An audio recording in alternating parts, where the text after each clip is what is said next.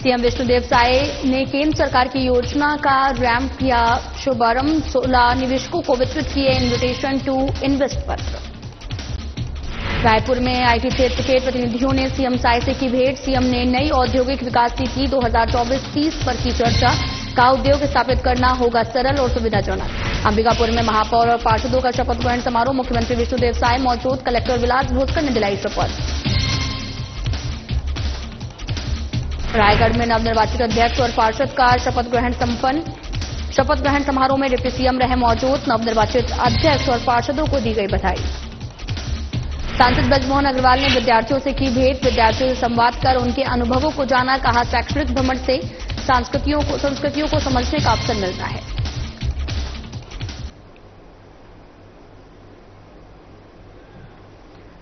नमस्कार, मैं हूं आपके साथ अंकिता पाल। बुलेटिन की शुरुआत करते हैं। मुख्यमंत्री विष्णुदेव साय ने नवा रायपुर में आयोजित इंडस्ट्री डायलॉग कार्यक्रम में सूक्ष्म, लघु और मध्यम उद्यम को बढ़ावा देने वाली भारत सरकार की महती योजना रैंप का प्रदेश में शुभारंभ किया है। इस दौरान जो है वो मुख्यमंत्री साय ने प्रधानमंत्री रोजगार सृजन कार्यक्रम के तहत 9 लाभार्थियों को 2 करोड़ 21 लाख से अधिक, प्रधानमंत्री सूक्ष्म खाद्य संस्करण योजना के तहत 3 लाभार्थियों को 55 लाख से भी अधिक और राज्य में निवेश करने वाले 16 निवेशकों को इन्विटेशन टू इन्वेस्ट पत्र वितरित किया है। मुख्यमंत्री साय ने कहा कि प्रधानमंत्री नरेंद्र मोदी ने साल 2047 तक विकसित भारत का संकल्प रखा है। उनके संकल्प के अनुरूप छत्तीसगढ़ को विकसित करने और छत्तीसगढ़ विजन 2047 तैयार कर इस दिशा में लगातार काम कर रहे हैं। उन्होंने कहा कि ईज ऑफ डूइंग बिजनेस के तहत अनुमति, अनुमोदन और नवीनीकरण की प्रक्रिया हमने काफी आसान कर दी है, जिससे प्रदेश में निवेश आकर्षित हो रहे हैं। सीएम साय ने बताया कि हमारी सरकार उद्योग जगत की सुविधा के लिए नए औद्योगिक पार्क स्थापित कर रही है। इनके तैयार होने के बाद यहां पर तेजी से निवेशक अपने उद्योग लगा सकेंगे।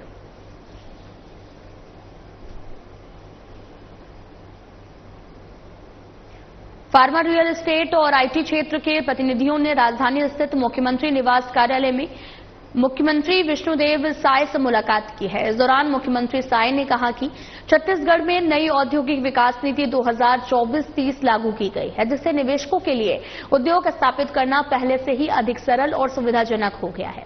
इसके तहत ऑनलाइन आवेदन और त्वरित प्रोसेसिंग की व्यवस्था भी की गई है और जिसके निवेश प्रक्रिया पारदर्शी और तेज बनी है। इसके अतिरिक्त सिंगल विंडो 2.0 प्रणाली लागू की गई है, जिससे सभी आवश्यक स्वीकृतियां आसानी से मिल रही हैं। निवेशकों को किसी तरह की असुविधा का सामना नहीं करना पड़ रहा। इस अवसर पर मुख्यमंत्री के प्रमुख सचिव सुबोध सिंह, सचिव डॉक्टर बसव राजू और प्रबंध संचालक विश्वेश झा उपस्थित रहे।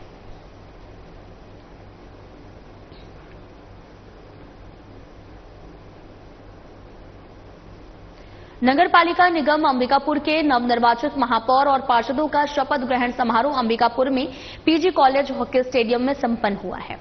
मुख्यमंत्री विष्णुदेव साय और विधानसभा अध्यक्ष डॉक्टर रमन सिंह की उपस्थिति में कलेक्टर विलास भोसकर ने महापौर मंजूषा भगत और पार्षदों को 8-8 के समूह में शपथ दिलाई है।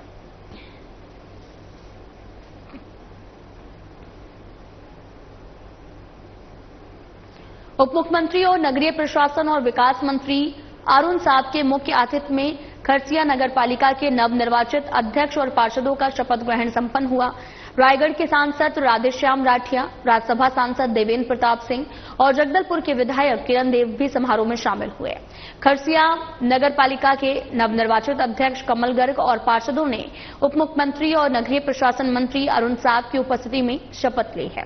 उप मुख्यमंत्री साव ने सभी नवनिर्वाचित जनप्रतिनिधियों को बधाई देते हुए उम्मीद जताई कि नवनिर्वाचित अध्यक्ष और पार्षदगण खरसिया शहर के समग्र विकास के लिए पूरे समर्पण के साथ में कार्य करेंगे।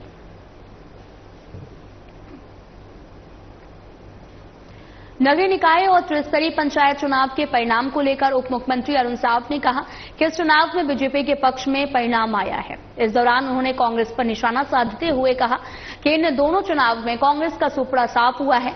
वे ईवीएम और बैलेट पेपर दोनों में क्रमशः पराजित हुए हैं। उनके पास हार को छिपाने का कोई बहाना नहीं बचा है। अब कांग्रेस अगले 4 साल तक नए बहाने खोजे और अब कांग्रेस के पास सारे बहाने खत्म हो गए हैं। कांग्रेस करारी हार पर जवाब नहीं दे रही है, तो इसलिए ईडी के नाम पर भ्रम फैलाकर राजनीति कर रही है, जबकि ईडी साक्ष्य और तथ्यों के आधार पर कार्रवाई कर रही है।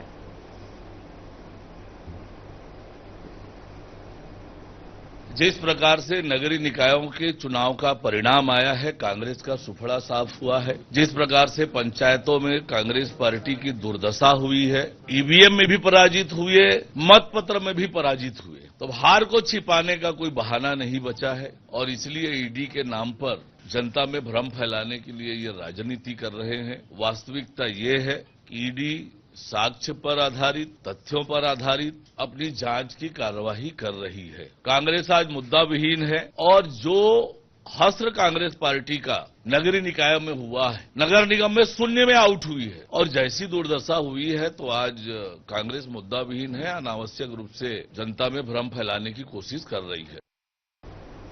वहीं बजट को लेकर उप मुख्यमंत्री अरुण साव ने कहा कि ये वर्ष छत्तीसगढ़ का रजत जयंती वर्ष है और सोमवार को विधानसभा में विकसित छत्तीसगढ़ और विजन 2047 को अचीव करने वाला बजट पेश होगा। उन्होंने कहा कि सबका साथ सबका विकास हमारा मूल मंत्र है और ये बजट हर वर्ग के कल्याण के लिए छत्तीसगढ़ के विकास पर केंद्रित होगा और इस वर्ष को रजत जयंती वर्ष घोषित किया गया है। इन सब चीजों पर फोकस करते हुए ये बजट पेश होगा। देखिए, ये छत्तीसगढ़ का रजत जयंती वर्ष है। विकसित छत्तीसगढ़ विजन 2047 को अचीव करने वाला ये बजट होगा। ये तो हमारा मूल मंत्र ही है, सबका साथ सबका विकास। हर वर्ग के कल्याण के लिए छत्तीसगढ़ के विकास पर केंद्रित ये बजट होगा और निश्चित रूप से रजत जयंती वर्ष में और इस वर्ष को हमने अटल निर्माण वर्ष घोषित किया है। इन्हीं सब चीजों पर फोकस करते हुए हमारा बजट आएगा।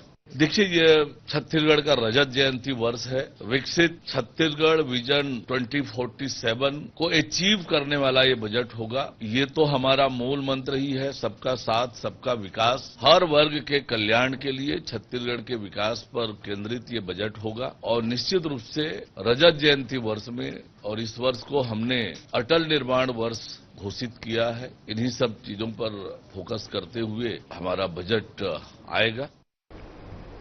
वहीं उप मुख्यमंत्री अरुण साव ने कहा कि जम्मू कश्मीर में 370 हटने के बाद में जनजीवन धीरे धीरे सामान्य हो रहा है। यहां के आम लोग महसूस कर रहे हैं कि उनके जीवन में खुशहाली और तरक्की आई है। मंत्री साव ने कहा कि प्रधानमंत्री नरेंद्र मोदी के नेतृत्व में अभूतपूर्व विकास कार्य हुआ है। उसी का नतीजा ये है कि आज जम्मू कश्मीर की एक अलग छवि बन रही है।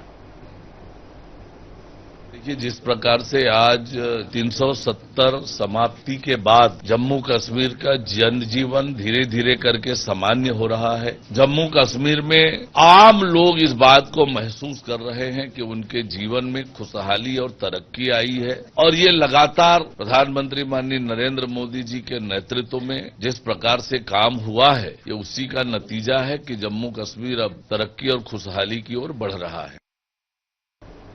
3 मार्च को छत्तीसगढ़ राज्य का दूसरा बजट पेश होने जा रहा। छत्तीसगढ़ में साय सरकार का यह दूसरा बजट होगा। वित्त मंत्री ओपी चौधरी ने बजट पेश होने से पहले राजधानी रायपुर में अपने निवास स्थान पर पत्रकारों से चर्चा की है। इस दौरान उन्होंने कहा कि मुख्यमंत्री विष्णुदेव साय के नेतृत्व में हमारी सरकार को काम करते 1.25 महीने से भी अधिक हो गए हैं और हम अपनी सरकार का दूसरा बजट कल पेश करने जा रहे हैं। उन्होंने कहा कि हमारा पहला बजट ज्ञान पर आधारित था, उसी प्रकार दूसरा बजट भी उसी की अगली श्रृंखला के रूप में पेश होगा। उन्होंने कहा कि आर्थिक सर्वेक्षण भी हमने पेश किया है और जिसमें जीडीपी भी ग्रोथ होता नजर आया है। हमारा बजट पूरी तरीके से विजन डॉक्यूमेंट पर आधारित होगा। 2047 विकसित भारत बनाने और विकसित छत्तीसगढ़ बनाने को लेकर हम ये बजट पेश करने जा रहे हैं। इसी के साथ उन्होंने ये भी कहा कि ये रजत जयंती वर्ष है और इसको ध्यान में रखकर ये बजट आधारित होगा।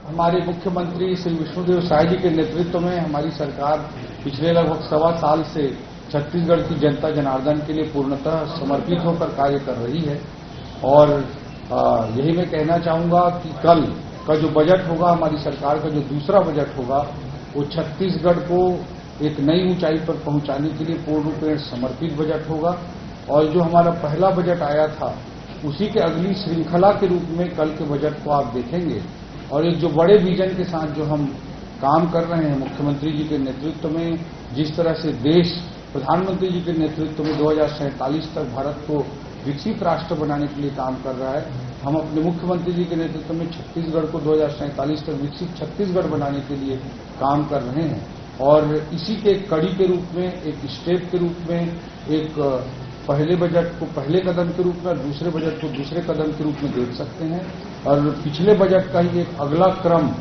इस कल के दूसरे बजट में आप सबको दिखाई देगा। हैदराबाद से रायपुर वापसी के दौरान स्वामी विवेकानंद एयरपोर्ट पर सांसद बृजमोहन अग्रवाल ने शैक्षिक भ्रमण पर आए विद्यार्थियों से मुलाकात की है। इस अवसर पर बृजमोहन अग्रवाल ने विद्यार्थियों से संवाद किया, उनके अनुभवों को जाना। उन्होंने कहा कि शैक्षिक भ्रमण से छात्रों का ज्ञानवर्धन होता है, उन्हें नई जगहों, संस्कृतियों और तकनीकों को समझने का अवसर मिलता है। उन्होंने विद्यार्थियों को प्रोत्साहित करते हुए कहा कि वे अपनी पढ़ाई के साथ साथ व्यवहारिक ज्ञान को भी बढ़ाएं और अपने सपनों को साकार करने के लिए कड़ी मेहनत करें।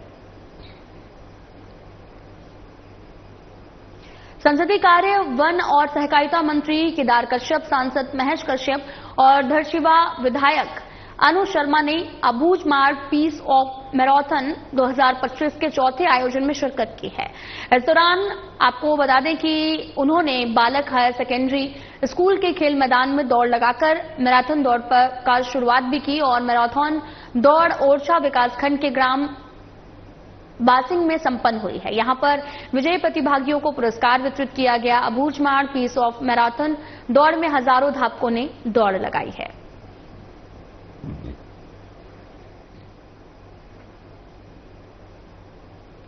राज्य शासन के महिला और बाल विकास विभाग द्वारा संचालित मुख्यमंत्री कन्या विवाह योजना के तहत में कोंडागांव के DNK कॉलोनी ग्राउंड में एक सामूहिक विवाह कार्यक्रम का आयोजन किया गया। इस कार्यक्रम में 150 जोड़े परिणय सूत्र में बंधकर दाम्पत्य जीवन की शुरुआत की है और साथ ही कार्यक्रम में बस्तर विकास प्राधिकरण की उपाध्यक्ष और कोंडागांव विधायक लता उसेंडी, अन्य जनप्रतिनिधियों ने नवविवाहित जोड़ों को आशीर्वाद दिया है। विधायक लता उसेंडी ने नवदंपतियों को शुभकामनाएं देते हुए कहा कि कोई भी गरीब परिवार अपनी बेटी के विवाह के लिए आर्थिक दबाव महसूस न करे। शासन हर एक गरीब परिवार की बेटियों के साथ खड़ा है और इसी उद्देश्य के साथ मुख्यमंत्री कन्या विवाह योजना की शुरुआत की गई है। आपको बताते चलें कि विधायक ने नवदंपतियों को शुभकामनाएं दी हैं, जहां पर एक कार्यक्रम का आयोजन किया गया और इस दौरान कई लड़कियों को जो है वो परिणय सूत्र में बंधी और साथ ही आपको ये भी बता दें कि सामूहिक विवाह कार्यक्रम का आयोजन हुआ और 150 जोड़े शादी के बंधन में बंधे और जहां पर मुख्यमंत्री कन्या विवाह योजना के अंतर्गत ये सामूहिक विवाह कार्यक्रम आयोजित किया गया था।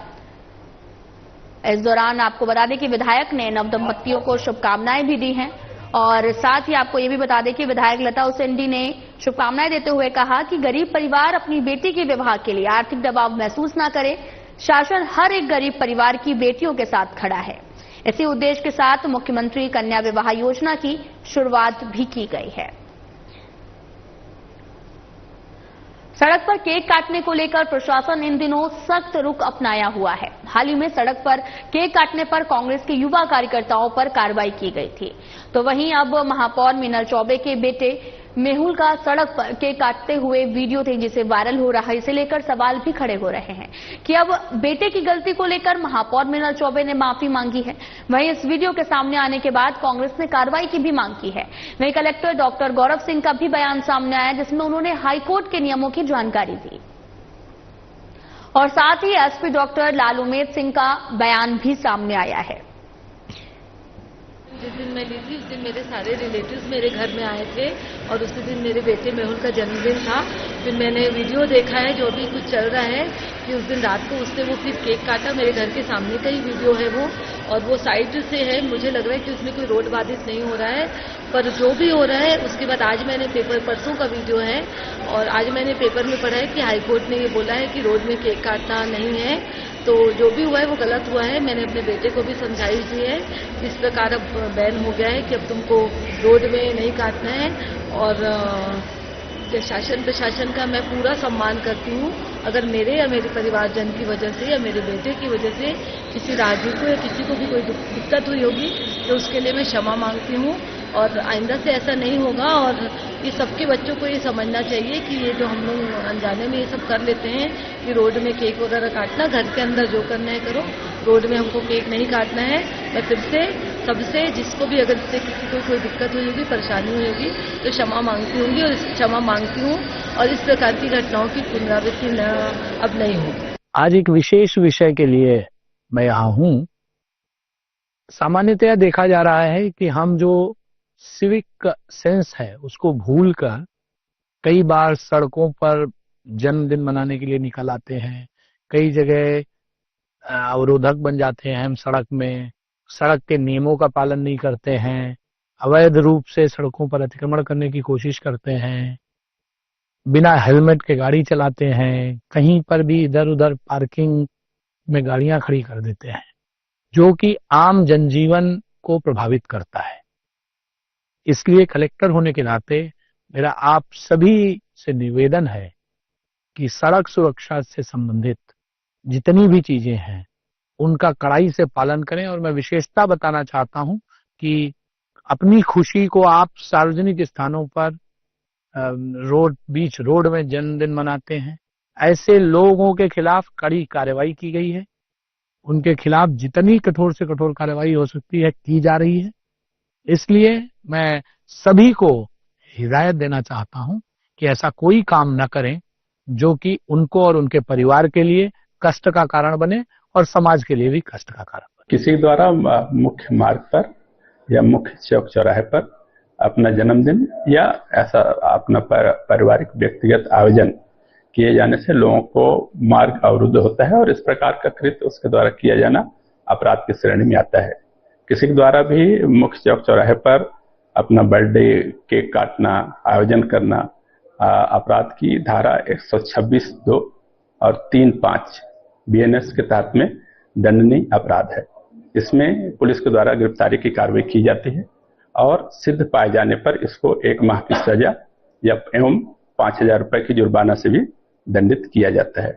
इस प्रकार का कृत्य किए जाने पर पुलिस के द्वारा पृथक से प्रतिबंधात्मक धाराओं के तहत में भी कार्रवाई की जाती है, जिसके तहत में उसको जेल भी जाना पड़ सकता है एवं हेवी अमाउंट से उसको पाउंड ओवर की कार्रवाई की जाती है। अतः सभी से अपील की जाती है कि ऐसे सार्वजनिक स्थलों पर, सार्वजनिक मार्ग पर किसी प्रकार का बर्थडे सेलिब्रेशन या केक काटने, पटाखा फोड़ने जैसे कृत्य न करें। अगर ऐसा किया जाता है तो उसको जेल जाने की नौबत आई। रायपुर में वित्त मंत्री ओपी चौधरी ने बयान दिया। उन्होंने कहा कि छत्तीसगढ़ की अर्थव्यवस्था लगातार आगे बढ़ रही है और इस साल इसमें और भी तेजी देखने को मिलेगी।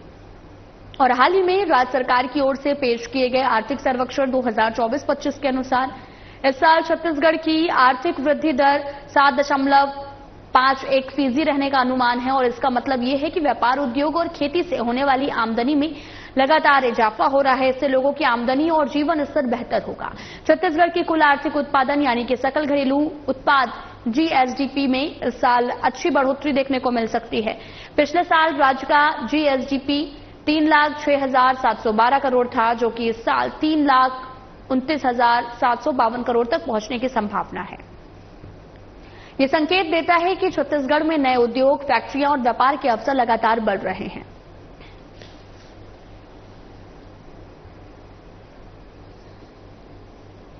माननीय हमारे विधानसभा में वित्तीय वर्ष 2024-25 के लिए आर्थिक सर्वेक्षण की प्रस्तुति की गई है। इसमें काफी उत्साहजनक हमारी आर्थिक प्रगति साफ तौर पे नजर आ रही है। GSDP स्थिर भाव पर 2023-24 में 3,06,712 करोड़ रुपए से बढ़कर 2024-25 में 3,29,752 करोड़ रुपए अनुमानित है। यह विकास दर 7.51% का आकलित किया गया है। वर्ष 2023-24 का जो हमारा ग्रोथ रेट था छत्तीसगढ़ का, वो 7.31% था, जबकि पिछले वर्ष 2023-24 का जो वर्ष था उसमें भारत पूरे देश का जो औसत ग्रोथ रेट था GDP का, वो 8.15% था। मतलब पिछले 2023-24 के वर्ष में हमारे छत्तीसगढ़ की आर्थिक प्रगति, आर्थिक ग्रोथ, इकोनॉमिक ग्रोथ का जो रेट था वो भारत सरकार पूरे देश के ग्रोथ रेट की तुलना में कम था। जबकि हम 2024-25 का जो आकलन सामने आया है ये बहुत उत्साहजनक है कि आदरणीय मुख्यमंत्री जी विष्णुदेव साय जी के नेतृत्व में हमारी सरकार ने भी जो प्रयास किए हैं, छत्तीसगढ़ की 3 करोड़ जनता जनार्दन ने भी जो प्रयास किए हैं, उसके अनुसार हमारे छत्तीसगढ़ का ग्रोथ रेट 7.51% आकलित किया गया है, जबकि पूरे देश के लिए जो ग्रोथ रेट है वो 6.37% है। तो पूरे देश की औसत जो ग्रोथ रेट बैठ रही है 6.37%, उसकी तुलना में छत्तीसगढ़ 7.51% की दर से, अर्थात औसत राष्ट्रीय औसत से ज्यादा तेज गति से हमारे जीडीपी का ग्रोथ हुआ है, जो वर्ष 2023-24 में पुरानी सरकार के समय में राष्ट्रीय औसत से कम था। यह अत्यंत ही सुखद और उत्साहजनक आंकड़े सामने आए हैं और हमारी सरकार के लिए, छत्तीसगढ़ के 3 करोड़ जनता के लिए अत्यंत सुखद विषय है। जीएसडीपी के जो अलग अलग घटक होते हैं, जिनको हम 3 क्षेत्रों में बांटते हैं, कृषि क्षेत्र, उद्योग क्षेत्र और सेवा क्षेत्र, इन तीनों क्षेत्रों में हम बांटते हैं। कृषि क्षेत्र में भारत का जो, पूरे देश का जो औसत वृद्धि दर है वो 3.76% है, जबकि हमारे छत्तीसगढ़ का 5.38% है। राष्ट्रीय औसत उद्योग क्षेत्र के विकास का 6.22% है, जबकि हमारे छत्तीसगढ़ का 6.92% है। सेवा क्षेत्र में पूरा राष्ट्रीय औसत 7.22% का है, जबकि छत्तीसगढ़ का 8.54% है। तो वर्ष 2024-25 के लिए ओवरऑल जीडीपी ग्रोथ राष्ट्रीय औसत से अधिक है। और अगर हम क्षेत्र वाइज भी देखते हैं, कृषि क्षेत्र, उद्योग क्षेत्र और सेवा क्षेत्र, तीनों की दृष्टि से भी ग्रोथ रेट राष्ट्रीय औसत से बेहतर सामने आया। वित्त मंत्री ओपी चौधरी का बयान सामने आया। उन्होंने कहा कि सुशासन के माध्यम से पूरे प्रदेश की अर्थव्यवस्था, राजनीतिक व्यवस्था, प्रशासनिक व्यवस्था को संचालित करने का प्रयास किया गया है। उसी का परिणाम है कि आर्थिक विकास में भी एक ग्रोथ दिखाई दे रही है। उनका भी विश्वास छत्तीसगढ़ के प्रति लौटा है। एक प्रदेश के साथ लोग इन्वेस्ट कर रहे हैं। औद्योगिक नीति वर्ष 2024 से 30 तक के लिए हमारी सरकार ने लॉन्च की है। यह औद्योगिक नीति भी किसी भी प्रदेश की तुलना में ज्यादा कॉम्पिटिटिव और ज्यादा अच्छे तरीके से सामने आई है। आदरणीय मुख्यमंत्री जी के नेतृत्व में सुशासन की सरकार है। सुशासन के माध्यम से पूरे प्रदेश की अर्थव्यवस्था, राजनीतिक व्यवस्था, प्रशासनिक व्यवस्था को संचालित करने का प्रयास किया गया और उसी का परिणाम है कि आर्थिक विकास में भी एक ग्रोथ दिखाई दे रहा है। आप देखते होंगे कि जितने भी इन्वेस्टर्स हैं, उनका भी विश्वास छत्तीसगढ़ के प्रति लौटा है और एक अलग विश्वास के साथ, कॉन्फिडेंस के साथ लोग इन्वेस्ट कर रहे हैं। औद्योगिक नीति, नई औद्योगिक नीति वर्ष 2024 से 2030 तक के लिए हमारी सरकार ने लॉन्च की है। यह औद्योगिक नीति भी देश के किसी भी प्रदेश की तुलना में ज्यादा कॉम्पिटिटिव और ज्यादा अच्छे तरीके से सामने आई है। इस उद्योग नीति में विशेष बात यह है कि पहले उद्योगों के जो छूट होते थे वो इन्वेस्टमेंट के अमाउंट के आधार पर होते थे, कितना बड़ा निवेश होता था उस आधार पर बड़े छूट प्रदान किए जाते थे। लेकिन औद्योगिक नीति जो 2024 से 2030 तक के लिए हमारे मुख्यमंत्री जी के नेतृत्व में, हमारे उद्योग मंत्री जी के नेतृत्व में जो जारी किया गया है, उस उद्योग नीति में साफ तौर पर आप देख सकते हैं कि वहां पर जो छूट है वो निवेश के अमाउंट के आधार पर ना होकर रोजगार सृजन के आधार पर किया गया है। इससे छत्तीसगढ़ के युवा भाई बहनों को भी औद्योगिक नीति के माध्यम से लेबर इंटेंसिव सेक्टर्स में और सर्विस सेक्टर में ज्यादा तेजी से विकास होने के कारण रोजगार के अवसरों में भी इसका लाभ मिलने लगा है। और ये सुशासन के कारण और ईमानदारी के साथ जो सरकार ने काम किया है और सभी लोगों में एक जो विश्वास लौटा है, उसके कारण ये तीव्र विकास दर हमारे छत्तीसगढ़ ने प्राप्त किया। वित्त मंत्री ओपी चौधरी का बयान सामने आया, जिसमें उन्होंने छत्तीसगढ़ में पेश होने वाले आगामी बजट की जानकारी देते हुए कहा कि निश्चित रूप से हमारे छत्तीसगढ़ राज्य का जब गठन हुआ तो छत्तीसगढ़ को तत्कालीन मध्य प्रदेश के दुर्भाग्य से उन्हें अर्थशास्त्रियों द्वारा बीमारू राज्य कह दिया जाता था और उस समस्याओं के निपटारे के लिए हमारी सरकार ने लगातार काम किया और इसमें मूल रूप से भारतीय जनता पार्टी की सरकारों ने लंबे समय तक काम किया है। पहले 15 साल तक इसी बात का प्रमाण है कि कैपिटा इनकम निश्चित रूप से ग्रोथ रेट हमारा ज्यादा है, पर कैपिटा इनकम राष्ट्रीय औसत से भी अभी भी बहुत कम है। उन्होंने कहा कि हम 2047 तक एक विजन डॉक्यूमेंट बनाकर छत्तीसगढ़ को विकसित करेंगे। निश्चित रूप से हमारे छत्तीसगढ़ राज्य का जब गठन हुआ तो छत्तीसगढ़ को तत्कालीन मध्य प्रदेश को दुर्भाग्य से अनेक अर्थशास्त्रियों द्वारा बीमारू राज्य कह दिया जाता था। उस समस्याओं के विरासत से हमारी सरकारों ने लगातार काम किया और इसमें मूल रूप से भारतीय जनता पार्टी की सरकारों ने लंबे समय तक काम किया। पहले 15 साल तक लगातार भारतीय जनता पार्टी की सरकार ने काम किया। फिर अभी मुख्यमंत्री जी के नेतृत्व में अभी हमारी वर्तमान सरकार काम कर रही है। इस दौरान इस खाई को पाटने का बहुत तेजी से प्रयास हुआ है। जो ग्रोथ रेट राष्ट्रीय औसत जो है ग्रोथ का, उससे छत्तीसगढ़ में पर कैपिटा इनकम का ग्रोथ रेट ज्यादा रहना इसी बात का प्रमाण है कि पर कैपिटा इनकम की जो खाई है राष्ट्रीय औसत और हमारे छत्तीसगढ़ के बीच वो पट रही है। तो निश्चित रूप से ग्रोथ रेट हमारा ज्यादा है राष्ट्रीय औसत से, बट पर कैपिटा इनकम राष्ट्रीय। फिलहाल बुलेटिन में इतना ही। नमस्कार।